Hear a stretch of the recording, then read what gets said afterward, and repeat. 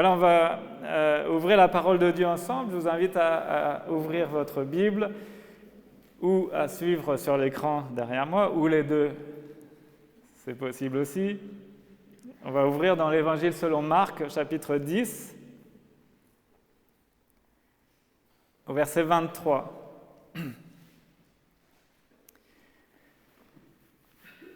Marc, chapitre 10, verset 23. Regardant autour de lui, Jésus dit à ses disciples qu'il est difficile à ceux qui ont des richesses d'entrer dans le royaume de Dieu. Les disciples furent effrayés de ce que Jésus parlait ainsi. Il reprit « Mes enfants, qu'il est difficile à ceux qui se confient dans les richesses d'entrer dans le royaume de Dieu. Il est plus facile à un chameau de passer par un trou d'aiguille qu'à un riche d'entrer dans le royaume de Dieu. » Les disciples furent encore plus étonnés et se dirent les uns aux autres « Mais qui donc peut être sauvé ?» Jésus les regarda et dit « Aux hommes, cela est impossible, mais non à Dieu, car tout est possible à Dieu. » Alors Pierre lui dit « Nous avons tout quitté et nous t'avons suivi. » Jésus répondit « Je vous le dis en vérité, personne n'aura quitté à cause de moi et à cause de la bonne nouvelle sa maison ou ses frères, sœurs, sa mère, son père, sa femme, ses enfants ou ses terres, sans recevoir au centuple, dans le temps présent, des maisons, des frères, des sœurs, des mères, des enfants et des terres, avec des persécutions, et dans le monde à venir, la vie éternelle. Bien des premiers seront les derniers, et bien des derniers seront les premiers. Amen. Voilà, on avait évoqué il y a quelques semaines de cela maintenant, juste le passage qui précède, où Jésus a eu ce dialogue avec cet homme riche, cet homme qui est venu voir Jésus et dit « Mais que faut-il que je fasse pour hériter la vie éternelle ?» Et Jésus lui dit « Va, vends tout ce que tu possèdes et donne-le aux pauvres et tu auras une place avec moi là dans le ciel. » Et on avait évoqué ceci et on s'était rendu compte qu'en fait, pour entrer dans le ciel, l'homme riche devait devenir comme un petit enfant, simple, dépendant du Père. Et on avait, je ne vais pas revenir sur tout ça, mais on avait vu que c'était compliqué pour lui et de réaliser que nous ne pouvons rien faire pour mériter quoi que ce soit dans le ciel. Il n'y a rien que l'on puisse faire pour mériter quoi que ce soit. Mais la seule chose à faire, c'est de mettre notre foi en Dieu qui seul peut pardonner, nous délivrer de notre péché, nous pardonner, nous laver, nous purifier nos cœurs, nos consciences et nous faire entrer dans la vie éternelle. Ici, dans tout le contexte, c'est la troisième fois que Jésus annonce à ses disciples qu'il devra mourir. Et il va falloir qu'ils apprennent à suivre Jésus sur un chemin de douleur. Et il va falloir qu'ils soient prêts à faire une chose, tout comme Jésus l'a fait, c'est être prêt à être les derniers. Et ça, c'est tout l'enjeu, c'est l'enseignement ici de Jésus au travers ces différents passages là.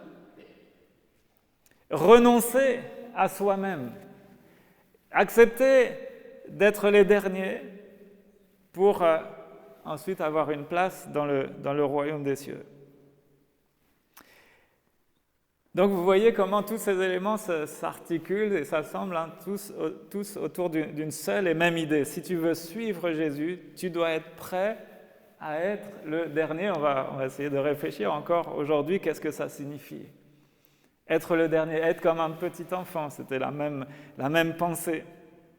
Alors on a lu au verset 31, « Bien des premiers seront les derniers, et bien des derniers seront les premiers. » Et ça avait déjà été évoqué au chapitre 9, au verset 35, lorsqu'il s'assit, qu'il appelle les 12 et qu'il leur dit « Si quelqu'un veut être le premier, il sera le dernier de tous et le serviteur de tous. » Voilà de quoi il est question. Alors on va réfléchir à ces choses. Avant de dire cela, Jésus va dire quelque chose d'assez difficile en tout cas à comprendre, difficile à saisir pour les disciples. Ils vont même être effrayés par ce que Jésus dit. C'est lorsqu'il leur dit qu'il est difficile à ceux qui ont des richesses d'entrer dans le royaume de Dieu. Et ça effraie. Ça effraie les disciples, ils ne comprennent pas. Peut-être même ça peut nous effrayer à nous ce matin si on ne comprend pas ce que Jésus veut dire. C'est difficile pour ceux qui sont riches d'entrer dans le royaume des cieux. Waouh, mais Seigneur, qu'est-ce que tu veux dire là? Peut-être vous allez dire, je ne suis pas concerné, je ne suis pas riche. Je suis tranquille. Ouais, sauf que, permettez-moi de vous dire qu'en France, même si on n'est pas riche en France, on est quand même riche, très riche même par rapport à beaucoup d'autres pays, d'autres situations. Donc même si on roule pas sur l'or comme on dit, mais on n'est quand même pas malheureux, loin de là. Alors est-ce que nous acceptons ce que dit Jésus ici, au verset 25, il est plus facile à un chameau de passer par un trou d'aiguille qu'à un riche d'entrer dans le royaume de Dieu. Alors là, Jésus emploie une image qui fait rire, qui fait sourire, n'est-ce pas? Alors je vais demander à Étienne de mettre la photo que je t'avais passée. On va réfléchir un peu à ça. Est-ce que vous reconnaissez? Ça, c'était notre voyage de noces à Sarah et à moi. Et là, on est perché là, sur un chameau. Alors, il est plus facile de faire passer ce chameau par le trou d'une aiguille qu'à un riche d'entrer dans le royaume des cieux. Alors, faire entrer un chameau dans le trou d'une aiguille, qui a déjà essayé? Moi, j'ai déjà essayé. La première bosse, elle est passée, mais la deuxième, elle n'est pas passée.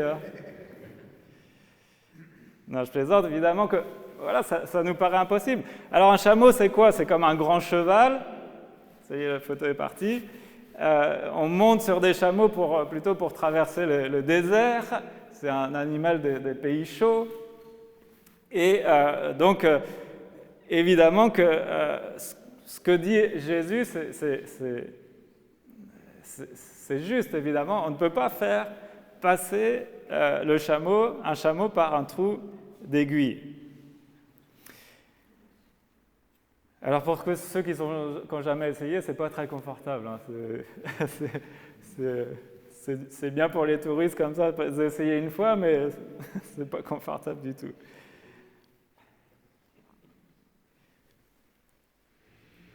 Pourquoi est-il impossible pour un homme riche d'être sauvé? C'est ce que Jésus est en train de dire. Jésus dit, aux hommes cela est impossible, mais non à Dieu, car tout est possible à Dieu. Ce qu'on doit se souvenir dans le contexte, c'est que il faut se souvenir de ce que Jésus a dit à l'homme riche, juste au passage avant, le passage qu'on avait médité la dernière fois. Qu'est-ce qu'il avait dit à ce jeune homme riche? Il avait dit, va, vends tout ce que tu as, tout ce que tu possèdes, donne-le aux pauvres et tu auras une place dans le ciel. Et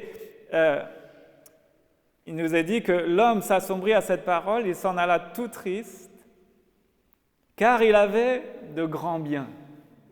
Le problème ici, évidemment, vous l'aurez compris, ce n'est pas d'être riche. Le problème, c'est ceux qui se confient dans les richesses. D'ailleurs, Jésus le précise la deuxième fois qu'il explique ça.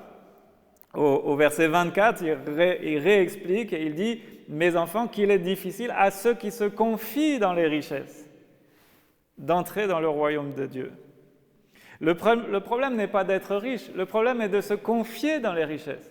Et malheureusement, beaucoup de personnes qui sont riches se confient dans leurs richesses. Ils croient que leur richesse est leur sécurité, croient que leur richesse leur assure un avenir. Et certains même pensent que grâce à leur richesse, ils peuvent tout s'acheter, y compris le ciel. Ils vont faire l'aumône, ils vont donner de l'argent aux églises ou à d'autres religions, ils vont donner pour des œuvres sociales et ils se disent « je mérite mon ciel, je mérite mon paradis ». Que d'erreurs de penser ainsi, hein, ils se trompent évidemment. Alors le problème n'est pas d'être riche. Dans la parole de Dieu, on le voit, beaucoup d'hommes ont été riches, avaient de grandes possessions, des troupeaux, des palais, des rois d'Israël ont été extrêmement riches. Le problème, c'est de se confier dans les richesses. Et derrière cela, se confier dans ces richesses, ça veut dire quoi? En fait, c'est le vrai problème, et c'était le cas de ce jeune homme riche-là qui était venu voir Jésus. Le vrai problème de fond, c'est qu'il s'aimait plus lui-même que Dieu. Et il utilisait ses richesses pour lui-même, et il ne voulait surtout pas s'en débarrasser pour Dieu. S'il y a une idole dans nos cœurs qui a pris la place de Dieu, alors on va se dire, oui, l'idole, c'est l'argent. Mais si vous réfléchissez bien, le véritable idole n'est pas l'argent, c'est nous-mêmes. Ceux qui se confient dans les richesses et qui veulent en accumuler toujours plus, c'est pour eux-mêmes. Le vrai idole, c'est eux-mêmes. Le vrai problème, c'est de s'aimer soi-même plus que Dieu. D'aimer son argent plus que d'aimer Dieu. Alors la question que je voudrais que l'on se pose ce matin, tout d'abord, c'est est-ce que, voilà, et pour nous, dans notre vie, là aujourd'hui, est-ce qu'il peut y avoir des choses que nous aimerions plus que Dieu? Et c'est vraiment important de bien s'examiner. Parce que cette affaire-là, ça nous empêche d'être sauvés. Hein. Le vrai problème, c'est que c'est une question de salut ici. S'il y a quelque chose qui a la place de Dieu dans nos cœurs, qui est plus important que Dieu, et à qui on donne la priorité sur Dieu, il y a un vrai problème. Et ça peut nous empêcher réellement d'être sauvés. Est-ce qu'il y a quelque chose sur ton cœur, mon frère, ma sœur, qui peut avoir pris plus de place de Dieu, qu'on aimerait plus que Dieu? Ça peut être toutes sortes de choses, vous savez. Préférer l'argent à Dieu, préférer sa carrière à Dieu, préférer ses loisirs à Dieu. Ça peut avoir différentes formes. Préférer les choses agréables. Préférer les choses agréables plutôt que les dieux dits. Vous savez, dans la parole, il est parlé de ceux qui ont la démangeaison d'entendre des choses agréables. Alors dès que ça va dans leur sens, tant que ça nous brosse dans le sens du poil, ça va. Mais par contre, les dieux dits, certains nous dérangent. Certaines choses que Dieu nous dit, nous conseille dans sa parole, nous dérangent et on les rejette. On finit par s'arranger avec la parole de Dieu. La Bible parle de certains qui se sont donné une foule de docteurs selon leur cœur. En apparence, ils sont religieux, mais ils se sont donné une foule de docteurs selon leur cœur. C'est-à-dire qu'ils ont inventé des doctrines selon leur cœur, selon ce qui leur plaît, selon ce qui les arrange.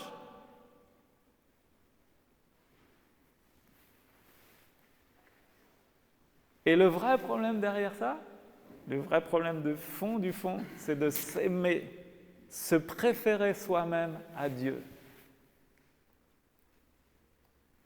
Alors, est-ce que parfois, est-ce que ça peut nous être arrivé d'être tombé dans ce genre de piège? De s'être accommodé de certaines choses et de dire la parole de Dieu, je sais ce qu'elle dit la parole, mais je ne suis pas tout à fait d'accord, moi je préfère croire ça comme ci, comme ça.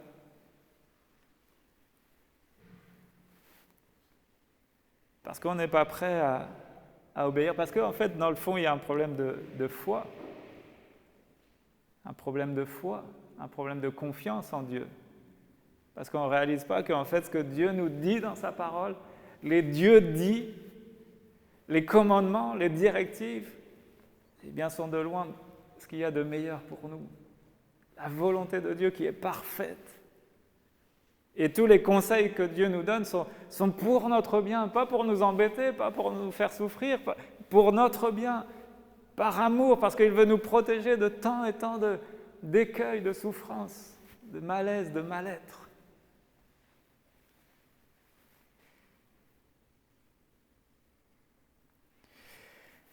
Alors on a besoin de s'examiner, et je vous encourage à le faire sérieusement, que ce soit là ce matin, que ce soit plus tard dans la journée, que ce soit dans les jours qui viennent. Seigneur, t'en es où dans ma vie ? Est-ce que vraiment tu as la première place ? On va y revenir. On doit demander vraiment à Dieu de venir transformer nos cœurs et nos vies. Que rien ne soit plus important que lui dans nos cœurs. Pas même nous.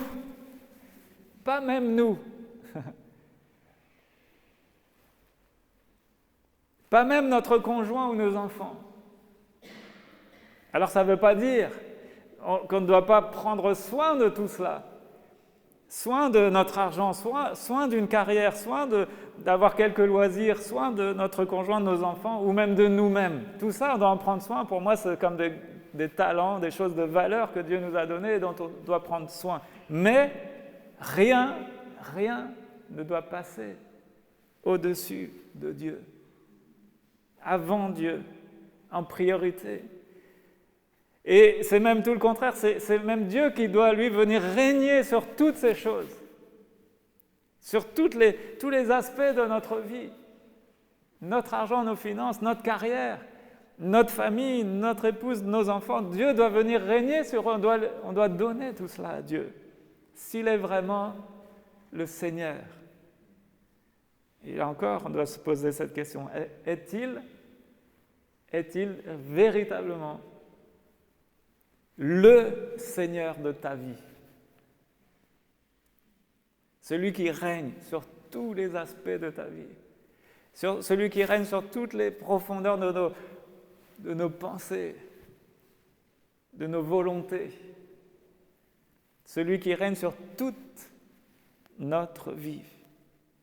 Vous connaissez le commandement principal, il est dit, c'est dans Luc 10, 27, il est répété à plusieurs reprises, tu aimeras le Seigneur ton Dieu de tout ton cœur, de toute ton âme, de toute ta force, de toute ta pensée. Et ton prochain aussi comme toi-même. Donc, première pensée ici,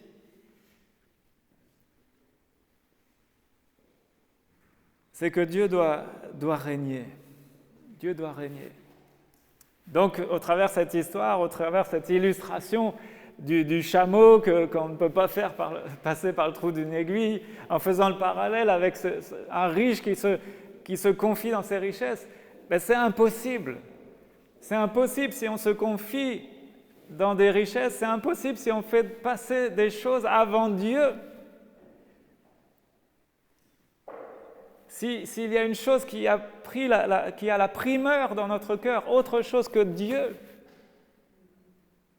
eh bien là, il y a comme une impossibilité d'entrer dans le royaume de Dieu. Ce n'est pas une affaire de mérite, mais c'est une affaire de priorité. Est-ce que Dieu règne vraiment ? Est-ce que Dieu est réellement Dieu dans ma vie ? Et vous savez, on a vite fait de glisser, c'est pour ça on a besoin de s'examiner régulièrement.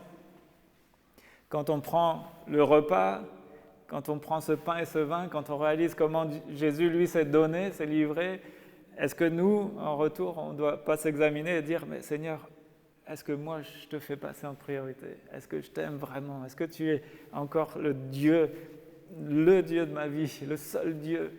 Est-ce que tu es tout pour moi ?» On le chante, on a des merveilleuses paroles, on proclame la royauté, on proclame la majesté, on a chanté « Règne en moi, règne en moi ». Est-ce que c'est la réalité? Voilà, je vous laisse ces questions en suspens dans vos cœurs et vraiment voilà, qu'on puisse laisser Dieu venir transformer nos vies. S'il y a peut-être un domaine, eh bien, on remet ce domaine à Dieu. Seigneur, aide-moi. Viens régner sur ça. Viens m'aider à obéir à ta parole et à ne pas me fabriquer à moi un évangile, une sorte d'évangile selon mon cœur à moi, mais non, je veux obéir à ta parole. Au verset 28, Pierre va réagir à ce que vient de dire Jésus. Et il lui dit, ok, mais nous on a tout quitté. Nous, on t'a suivi, Seigneur. Et Jésus répond encore une fois une autre parole importante. Je vous le dis en vérité, personne n'aura quitté à cause de moi, à cause de la bonne nouvelle, sa maison, ses frères, ses sœurs, sa mère, son père, sa femme, ses enfants, ses terres. Tous ceux qui ont quitté ça, ils recevront au centuple. Au centuple dans le temps présent, des maisons, des frères, des sœurs, des mères, des enfants, des terres, avec des personnes. On l'a lu, hein, ils sont apeurés, ils sont effrayés parce que Jésus peut dire parfois. Et là, donc, il y a Pierre qui réagit. Les disciples réagissent et ils se demandent, mais qui donc peut être sauvé, hein? Qui donc peut être sauvé? Et en fait, une première réponse qu'on peut donner en lisant ce passage, c'est qui peut être sauvé? Eh bien, en réalité, c'est ceux qui pensent qu'ils ne sont ni bons ni importants. Si je prends la pensée à l'envers, ceux qui pensent qu'ils sont importants et bons ne peuvent pas être sauvés. Pourquoi? Parce que ceux qui pensent qu'ils sont bons, ils n'ont pas à se repentir. Ils ne vont pas se repentir, ils pensent qu'ils sont bons, ils pensent qu'ils méritent le ciel. Ceux qui pensent qu'ils sont importants, tellement importants que Dieu ne peut pas leur refuser le ciel, bien ils se trompent. Vous le savez bien, pour entrer dans le ciel, il faut d'abord réaliser que nous sommes pécheurs. Que nous sommes pécheurs. Il y a une racine là dans nos cœurs qui a pris place, le péché, et qui nous souille, qui nous pourrit de l'intérieur. Et c'est de ça dont on a besoin d'être débarrassé. Alors, qui peut être sauvé? Eh bien, ceux qui pensent qu'ils ne sont ni bons ni importants. Et ici, on voit que Pierre, c'est quoi sa réaction? Mais Seigneur, nous, on a tout quitté. On a tout quitté pour te suivre. Alors, est-ce que Pierre, ici, pense, au fond de lui, il pense mériter une place dans le royaume de Dieu? Quand même, Seigneur, nous, on a tout quitté. Nous avons tout quitté, nous t'avons suivi. Mais laissez-moi vous dire que ce n'est pas parce que Pierre a suivi Jésus qu'il a gagné sa place dans le royaume de Dieu. En fait, il ne faut surtout pas que Pierre raisonne comme l'a fait l'homme riche précédemment. Il faut qu'il réalise ce que Jésus dit, bien des premiers seront les derniers, et bien des derniers seront les premiers. Alors Pierre, lui, au fond lui-même, il pense qu'il a fait beaucoup en suivant Jésus. Il pense qu'il a fait beaucoup en laissant, en abandonnant tout pour suivre Jésus, en laissant ses activités, en laissant son travail, en laissant sa famille. Il pense qu'il a fait beaucoup en faisant ça.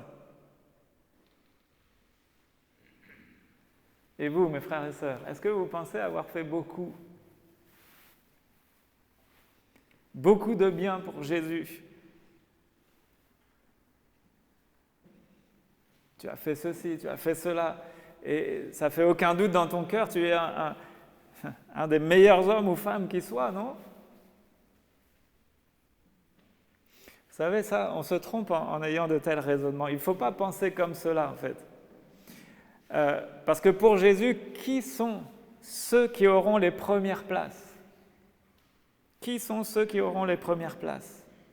Eh bien, ceux qui se font les derniers. Et ce discours, il n'est pas évident à entendre, à saisir. à accepter. Et pourtant, c'est ce que Jésus nous enseigne. Ça ne veut pas dire que Jésus comment dire, il y a des choses que l'on peut faire bien, il y a des choses que nous faisons qui sont bien, qui sont bonnes, et Dieu va agréer cela. Mais si on met cela en avant, c'est là qu'on se trompe.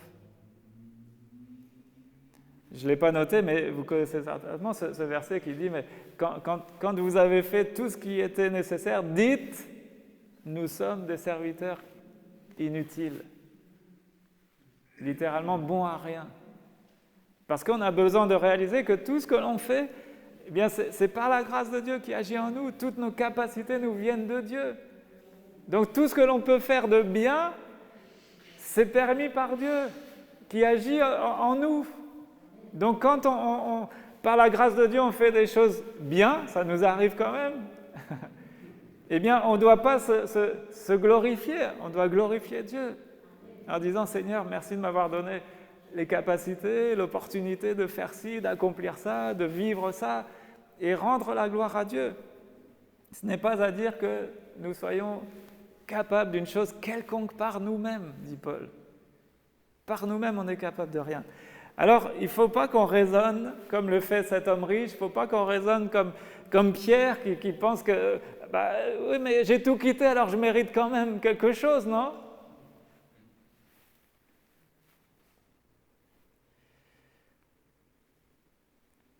Pour Jésus, ceux qui auront les premières places, ce sont ceux qui auront accepté de se faire les derniers, c'est-à-dire de se rendre serviteurs, de ne pas chercher les premières places, de ne pas se mettre en avant, de ne pas chercher la gloire, de ne pas chercher à dominer, mais tout le contraire.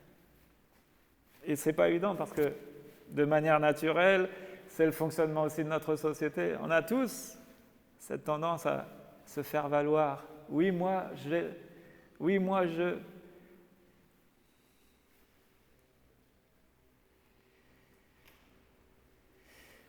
Alors les disciples n'ont-ils pas fait le bien en suivant Jésus? Évidemment qu'ils ont bien fait, mais Pierre qui dit « Nous avons tout quitté, nous t'avons suivi ». Et Jésus dit « Je vous le dis en vérité, personne n'aura quitté à cause de moi, à cause de la bonne nouvelle, sa maison, ses frères, ses sœurs, sa mère, etc., ne recevra au centuple. » Donc les disciples ont tout quitté, ils ont suivi Jésus, et Jésus prend soin de tous ceux qui lui font confiance en acceptant de le suivre. La réalité, c'est que nous ne méritons rien, mais Jésus nous donne tout. Alléluia. Nous ne méritons rien, mais Jésus nous donne tout.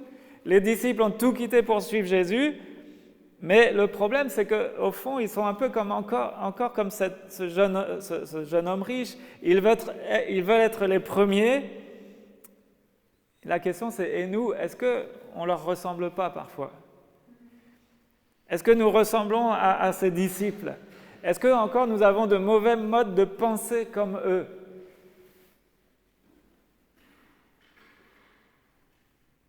Et c'est là qu'on doit demander au Seigneur de nous corriger. Seigneur, voilà, peut-être que c'est vrai, je fais les choses peut-être pour me mettre en avant, je ne sais pas. Examine les motivations de mon cœur, viens changer ça dans mon cœur. Et aide-moi à accepter d'être le dernier, de me faire le dernier. Aide-moi à accepter le renoncement, la mort à moi-même, comme toi tu l'as fait, Jésus, pour moi. Amen. Et c'est un changement qui doit s'opérer en profondeur dans nos cœurs, abandonner tout orgueil pour se faire humble, etc., etc.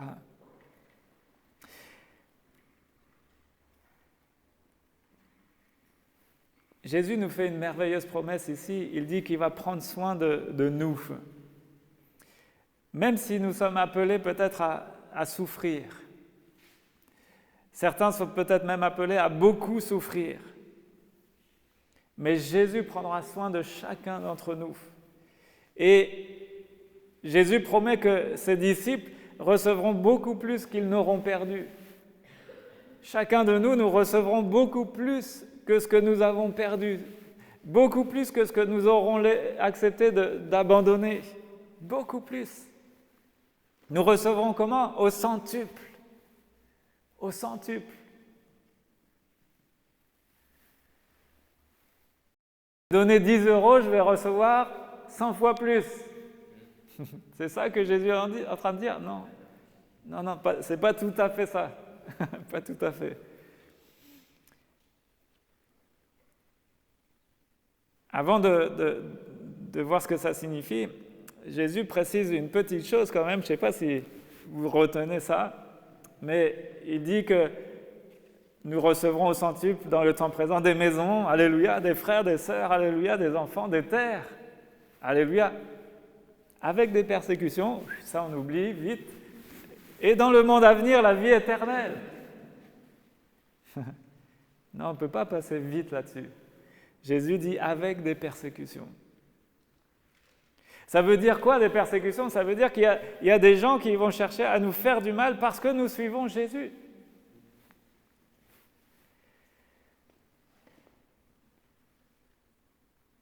Mais malgré ça, Jésus promet qu'il est avec nous, qu'il sera avec nous et qu'il va prendre soin de nous, qu'il va pourvoir à tous nos besoins, qu'il va nous entourer, qu'il va pourvoir, on va recevoir au centuple dans bien des domaines, même si il y a des persécutions. Et puis, surtout, dans le monde à venir, on a la vie éternelle, et ça couronne le tout, et c'est meilleur que tout. Donc, ici, Jésus, qu'est-ce qu'il est en train de dire? Il n'est pas en train de dire que les chrétiens vont devenir riches et bénis matériellement.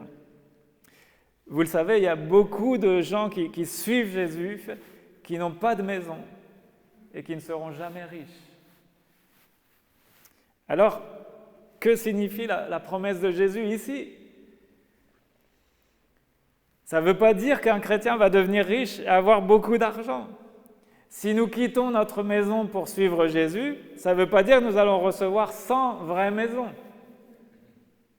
à la place de celles que nous avons abandonnées. Non. Ça signifie que nous serons reçus dans beaucoup de maisons appartenant à des chrétiens. Si nous avons quitté papa et maman parce qu'on a servi, on est parti servir le Seigneur, eh bien on va recevoir plein d'autres pères et mères dans la famille de Christ. C'est ça que Jésus veut dire. Si on a quitté nos familles, on a la famille de Dieu dans laquelle il y a tant de richesse. Alléluia. Je disais tout à l'heure, tant de diversité. Mais Jésus promet et veut nous ouvrir les yeux là-dessus.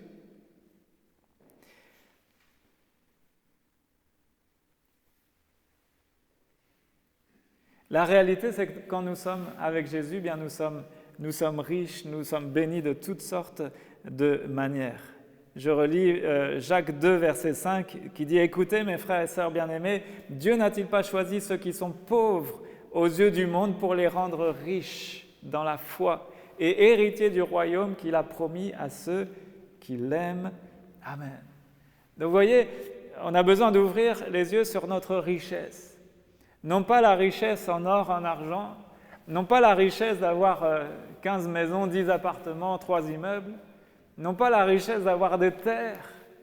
Et merci Seigneur pour ceux qui ont 10 maisons, 3 appartements. Alléluia. Hein. Mais on a besoin d'ouvrir les yeux sur notre richesse en Christ. En Christ, on a tout pleinement. Et en Christ, on a des biens en abondance, une famille en abondance. Même si on a pu quitter certaines choses pour suivre le Seigneur. Seigneur, on a tout quitté pour te suivre. Peut-être certains ont abandonné une carrière pour suivre Jésus. Peut-être certains ont abandonné des projets pour suivre Jésus. Et Jésus, il y a tellement plus en lui. Alléluia. Donc comprenons bien ici ce que Jésus veut dire. Nous sommes riches en lui. Il n'y a qu'en lui qu'on peut vraiment être pleinement béni, rassasié. Nous sommes riches dans la foi et héritiers du royaume qu'il a promis à ceux qui l'aiment. Voilà un peu ce que je voulais partager. Pour conclure, donc retenons ces deux choses que je voulais partager aujourd'hui, qu'on veut retenir de ce passage. La première chose, c'est que rien ne soit plus important que Jésus dans notre vie. Que rien ne soit plus important que lui. On veut examiner nos vies sérieusement, on veut faire le tour, on veut examiner tout ce que l'on a, tout ce que l'on vit, et puis dire, Seigneur, est-ce qu'il y a quelque chose qui prend la priorité sur toi? Ça veut peut-être dire, est-ce qu'il y a des choses qui sont plus importantes que lire la Bible, prier, passer un temps avec toi? Est-ce qu'il y a des choses que je fais passer en priorité? À la place de ça, est-ce qu'il y a des choses que je fais passer avant de venir à l'église? Venir à l'église, j'y viens pas par religiosité, j'y viens parce que c'est là qu'il y a la présence de Dieu, c'est là qu'il y a la famille de Dieu, c'est là qu'il y a l'enseignement de la parole de Dieu. Donc, est-ce que je fais passer d'autres choses avant ça? Et on a besoin vraiment de réfléchir à ça. Ma carrière, elle est pour qui? Est-ce qu'elle est juste pour moi et ma famille parce que je veux la sécurité financière, je veux une belle maison, ou est-ce que ma carrière, elle est pour toi, Seigneur? Là où tu m'auras dirigé, conduit, là où je pourrais te servir, là où je pourrais être un témoin, qu'importe le domaine.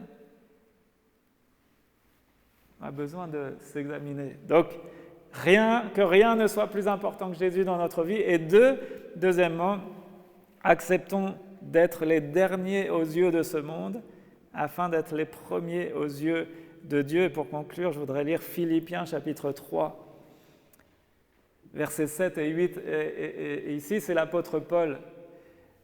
Juste réfléchir, comment Paul, lui, il considère les choses. Comment Paul vivait cette réalité, être les derniers aux yeux de ce monde afin d'être les premiers aux yeux de Dieu. Regardez ce que dit Paul. Philippiens 3, verset 7. Juste avant, Paul a décrit plein de ses qualités, son pédigré en fait, son histoire, ses études, sa connaissance, son savoir. Mais regardez ce qu'il dit. Ces qualités qui étaient pour moi des gains, je les ai regardées comme une perte à cause de Christ. Et je considère même tout comme une perte à cause du bien suprême qu'est la connaissance de Jésus-Christ, mon Seigneur. À cause de lui, je me suis laissé dépouiller de tout. Et je considère tout cela comme des ordures, comme de la boue, comme des ordures afin de gagner Christ. Amen. Voyez, Paul, il avait de quoi se mettre en avant, de par son éducation, ses études, ses diplômes, son expérience, son vécu, sa sagesse, sa connaissance. Il pouvait tout mettre en avant. Mais il dit tout ça, je le considère comme de la boue. L'important, c'est la connaissance de Jésus-Christ. Ça, c'est le plus important. Il dira par ailleurs, je ne veux rien savoir d'autre que Jésus-Christ. Jésus-Christ crucifié. Paul, voilà sur quoi il met l'accent. Voilà sa priorité. Amen. Voilà qu'on puisse prendre exemple sur l'apôtre Paul dans ces choses et qu'on puisse examiner. On va prier ensemble si vous voulez bien. Voilà Seigneur, merci de nous aider, merci de nous interpeller au travers ta parole. Ta parole, elle m'interpelle, elle m'interroge, elle me fait du bien. Comme les disciples, elle me fait réagir, elle peut me faire peur parfois, en disant « Mais Seigneur, qu'est-ce que tu veux dire par là ?» Mais Seigneur, je sais que ce que tu veux pour nous, c'est de loin le meilleur. Alors Seigneur, aide-nous dans ces deux domaines qu'on vient de partager. Aide-nous à ne rien faire passer avant toi. Viens examiner nos cœurs, viens nous aider à faire l'examen profond de nos cœurs et montre-nous si jamais il y a quelque chose que l'on a fait passer avant toi, quel qu'en soit le domaine. Seigneur, nous voulons que ce soit toi le Seigneur, le maître de nos vies et de tous les compartiments de nos vies. Seigneur, aide-nous, Seigneur. S'il y a quelque chose qu'on doit délaisser, s'il y a quelque chose qu'on doit corriger, montre-le-nous, Seigneur. Montre-nous si nous sommes sur une voie droite. Montre-nous si nous t'honorons, si nous te glorifions. Voilà, Seigneur, tout d'abord, on ne veut rien faire passer avant toi. Et puis, aide-nous, Seigneur, là aussi, tu sais qu'il y a du travail à faire dans nos cœurs. Aide-nous à changer notre état d'esprit pour qu'on cherche à se faire les derniers et non pas les premiers. Aide-nous dans toutes nos attitudes, dans toutes nos pensées, à ce qu'on se fasse les serviteurs, à ce qu'on accepte de se faire les derniers et non pas les premiers, Seigneur. Viens faire ton œuvre dans nos cœurs, Seigneur.